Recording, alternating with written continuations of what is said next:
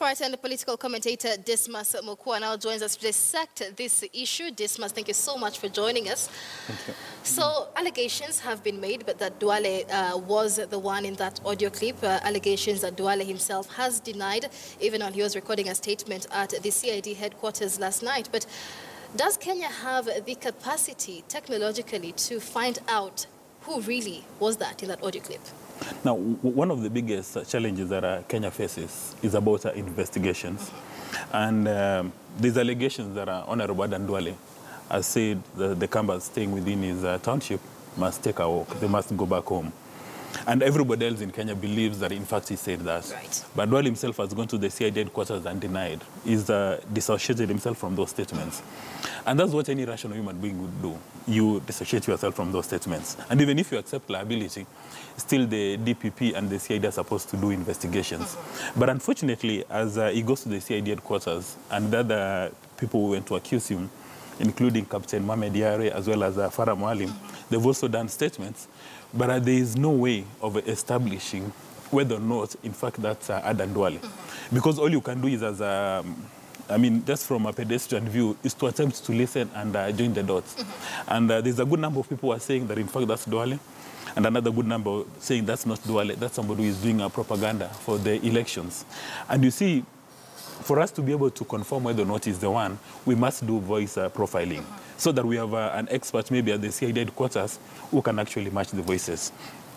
But unfortunately, Kenya doesn't have that technology for voice profiling, so that we have a database or a bank of all the voices in Kenya of people who are likely to plunge Kenya into trouble. And then when he makes that kind of a statement, then you go do the voice matching and you can actually confirm beyond doubt that that's Aden Duale who has said that. And because we don't have that facility in Kenya, it goes now back to Mr. Kenyatta to give instructions to his Attorney General, Professor Githu Muigai, to trigger the mutual legal assistance programs. Because Kenya's got this program signed with so many countries, including South Africa, UK, US. And South Africa's got a very good facility.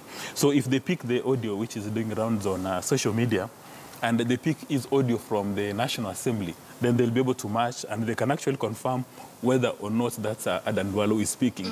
Because all we are doing right now is just tiptoeing around very serious issues, which is likely to create tension in Kenya. Right, right. And of course, like you said, very serious issues. Whether that was Duale or not, the content of that audio has the potential of causing chaos as we head to the general election. And the masses, of course, are convinced that it was Duale. How is that likely to affect Jubilee Accord politics? Now, when you go back to Duale, is given to making such kind of reckless statements.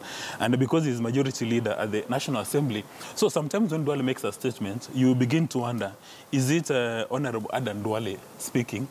Or is it Aden Duale, a resident of Garissa speaking, who is also a Muslim? Or is he representing Jubilee? Or is he representing Mr. Uhuru Kenyatta and Mr. William Samoei Ruto? So it becomes very complicated. You remember again, when there were the terrorist attacks in Garissa, he was on record as saying that I'm going to give you a list. And the people were expected, you know, they waited patiently for him to give a list, which he did not do. And then again he's recorded in a similar clip in Eastleigh saying that stop engaging in acts of terrorism in Eastleigh. If you want to do this, go to Machakos. And then a few days later, another clip emerges on social media which says, this time around he doesn't talk about Machakos, which is inhabited by the Kambas, but he says, make sure that the Kambas are not here to vote. So it seems like he's got personal differences or he's got issues with the members of the Kamba community. And when you talk about members of the Kamba community, you ask yourself, why did Farah Mwalim jump from ODM to join Wiper, which is a community party? And of course, we know these are politicians who don't care about Wanjiko, but is interested in capturing the seat in the next general election in August. So the only reason why Farah Mwalim has gone to Wiper, he may try to portray the image of a nationalist, but it's for him to get the Kamba votes in Garissa. And also there's the other gentleman called Captain Mohamed Yare, who seems to come from, or rather who comes from the same clan with Aden Duale, who is also going to be fighting for that position. So really this is all about politics and people looking at the voters register, doing analysis and saying, what are my chances of winning? So Aden Duale, it seems to me, and if that clip is actually his voice, it seems to me as discovered that Farah Mwalim is going to pose a big challenge. Right. And the people who are going to tilt the balance are the Kambas, and let's kick them out. And also, despite the fact that there's Captain Mohamed Yare, who is also a very strong candidate. Now, when you go to Jubilee and Accord politics, Already the Wiper MPs issued a statement yesterday and said they find this one unacceptable. And if Mr. Kenyatta doesn't behave in a manner that is going to ease the tension, then they're going to teach him a lesson during the general election. Right. Therefore, this means that the Kamba do not need to be motivated anymore to vote for CORD or to vote for Wiper, because they're already identifying Aden Duale as kind of their enemy. And if you look at the history of America, America wouldn't be where it is without immigrant workers. People moved from all over the world to go to America. Now, the same happens in Garissa. The Pokomos, the Kambas have moved to Garissa, and they offer most of the manual labor.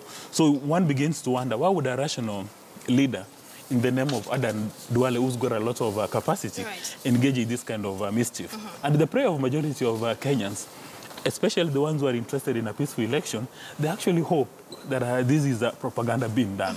And the only way we can know for a fact that this propaganda is for Githu Muigai to establish contact maybe with South Africa.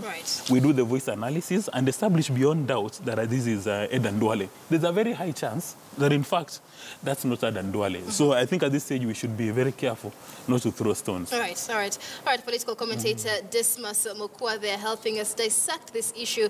Of course, that audio clip going round, alleged allegation that it is Aden Duale, and of course allegations of hate speech against the Kamba community in Garissa town. And that brings us to a close here on KTN News Center. We thank you for staying with us.